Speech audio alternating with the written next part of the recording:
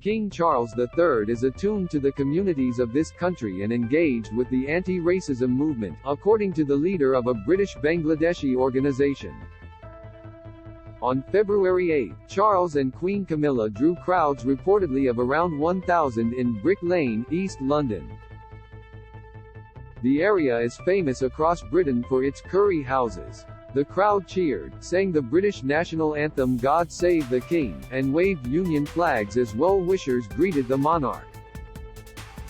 Quoted in UK newspaper The Times, Aisha Qureshi, co-founder of British Bangladeshi Power Inspiration, said the visit and the welcome showed how engaged His Majesty is with multiculturalism and the anti-racism movement.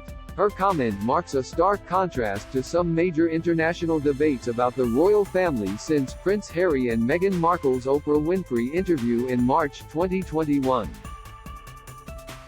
Meghan told CBS at the time that an unnamed family member had expressed concerns about how dark her unborn child's skin might be.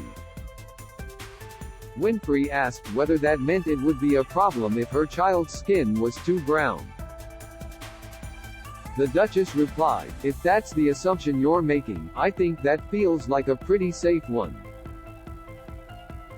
However, since then, Harry and Meghan's account has become less clear after Prince Harry denied they had accused the royals of racism.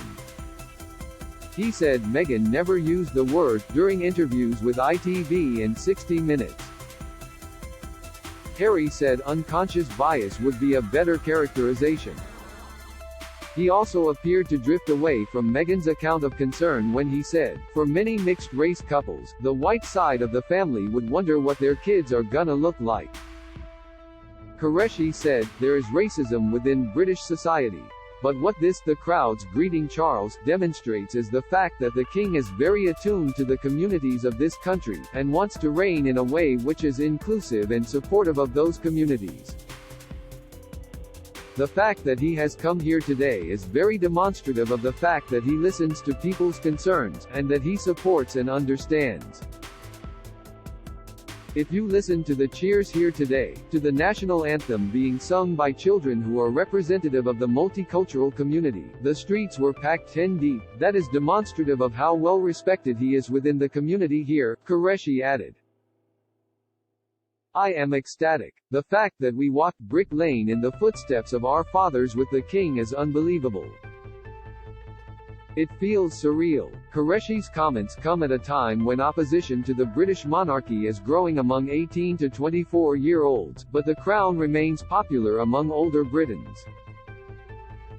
At the same time, Harry and Meghan's popularity has slumped deep into negative numbers, with both disliked by around 2/3 of UK residents. Their standing with Americans has also taken a hit, with Harry dropping 45 points in his UK's approval rating, leaving him on -7, while Meghan dropped 36 points to -13. There are still significant voices standing up for the couple internationally. Civil rights leader Reverend Al Sharpton went on Good Morning Britain this week to say, "I think, when they were married, it was a beautiful day. And people were celebrating how, you saw this woman of color now in the royal family. Gospel songs were sung at the ceremony, and the Queen sitting there," Sharpton said. "And the reaction was so much acrimony. And just looking to treat her differently. And people who, whether you were in the UK or around the world, they are always treated differently, understood what Meghan was going through. It was somebody black working in the C-suites for the first time and they treat you differently," Sharpton added.